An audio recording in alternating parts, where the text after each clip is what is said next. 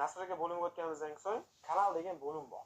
Kanal degan bo'limga kiradigan bo'lsak, mana yerda strana degan bo'limdan davlat tanlab qo'yasiz. Men ko'rganingizda Turkiya davlatini tanlab qo'yganman. Nega? O'zimizning o'zbek mentalitetiga yaqin deb Turkiya davlatini qilib qo'yganman. Ana endi undan keyin aytgandek manchester bo'limga o'tsak, bu yerda bu ikkinchi usulda shunaqa hali ya'ni o'zini amaldagi shulargacha bo'lib ketgan qonun qoidasi bo'yicha birinchi usulimizda aytganimizdek holatda bo'lmagani uchun sal pastroqqa tushamiz. Ko'rsangiz mana payat zaявка turadi.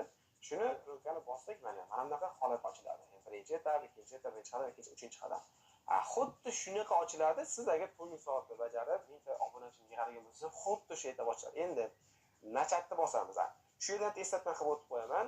Siz bu etaplarga kelishingizdan avval kanalingizda siz bu etapni verifikatsiyani o'qigan bo'lishingiz kerak. Ya'ni ikki bosqichda xizmat o'tkazib qo'ygan bo'lishingiz kerak. Bu haqida men alohida dars tayyorlab qo'yganman. Shu yerda chiqadi.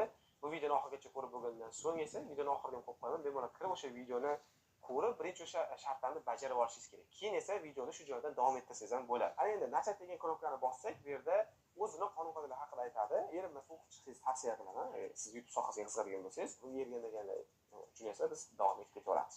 Zaявкani nachatni bosganingizdan so'ng ozgina загрузка bo'ladi, avtomatik ikkinchi etapga o'tib oladi. Ya'ni mana выполнение bo'lyapti. Birinchi qadamdan o'tdik. Ya'ni siz bir-birimizni o'zaro deyapti, kelishuvlarimizga rozilik bildirasanmi dedik. Men rozilik bildiraman dedim. Ikkinchi o'tamiz. Endi ikkinchi etapda siz AdSense ya'ni bu Google'ni pul tushadigan AdSense akkaunt qaysi ma'noda kashlyok deb qarasangiz ham bo'ladi. Shu hamyoni tushadigan joyi. O'sha Google AdSense'da akkaunt ochib turib YouTube'ga ulashingiz kerak bo'ladi. Shu narsani YouTube osonroq qilish uchun o'zining ikkinchi qadamiga bog'lab qo'ygan. Biz nima qilamiz? Nachat degan joyini ochamiz. Nachat degan joyini ochganingizda kirganingizda sizdan so'raydi. Sizda deydi, bormi hozir AdSense akkaunt deydi, YouTube'ga ulab qo'yilikmi deydi, yoki shu variant tanlash, yo'q, men akkaunt yo'q deydi. Siz aytishingiz mumkin, да, у меня есть аккаунт AdSense или AdSense для YouTube, ya'ni YouTube akkaunt, YouTube'ga ulangansiz.